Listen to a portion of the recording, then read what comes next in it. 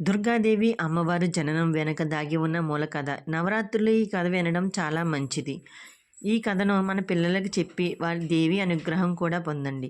దుర్గాదేవి జననానికి సంబంధించిన కథల ప్రకారం దేవి భాగవతం, మార్కండేయ పురాణం, దేవి మహత్యం వంటి పురాణాల్లో వస్తాయి. ఈ కథలు భక్తులకు ఒక ఆధ్యాత్మిక సందేశాన్ని అందించడమే కాక ధర్మం మరియు అధర్మం మధ్య జరిగే సంగ్రామాన్ని కూడా ప్రతిబింబిస్తాయి. ప్రాచీన కాలంలో భూమిని మరియు దేవతలను భయంకరమైన రాక్షసులు హింసిస్తూ ఉండేవారు. ముఖ్యంగా ఒక రాక్షసుడు మహిషాసురుడిని వరం పొంది దేవతలపై అహంకారంతో పాలన చేయడం ప్రారంభించాడు. మహిషాసుడు ఆ అసురరాజు అతడు అంటే ఎద్దు రూపంలో మారగల శక్తిగల ఉన్నవాడు. మహిషాసురుడు బ్రహ్మదేవుని కోసం ఘోర తపస్సు చేసి బ్రహ్మదేవుని ద్వారా ఒక వరం పొందాడు. ఏ దేవత లేదా పురుషుడు నన్ను చంపలేడు అనే వరం పొందాడు. ఆ వరంతో అతడు అజేయుడుగా మారి దేవతలను ఓడించి స్వర్గాన్ని అధిగ్రహించాడు.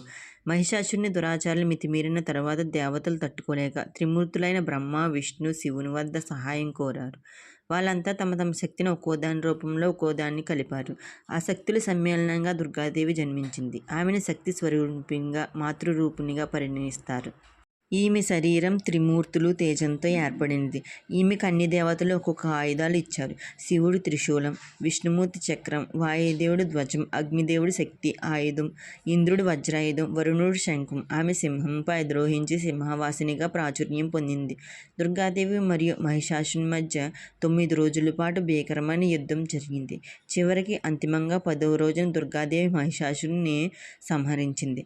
అందుకే ఈ విజయాన్ని గుర్తు చేసుకుంటూ విజయదశమి పండుగ జరుపుకుంటారు.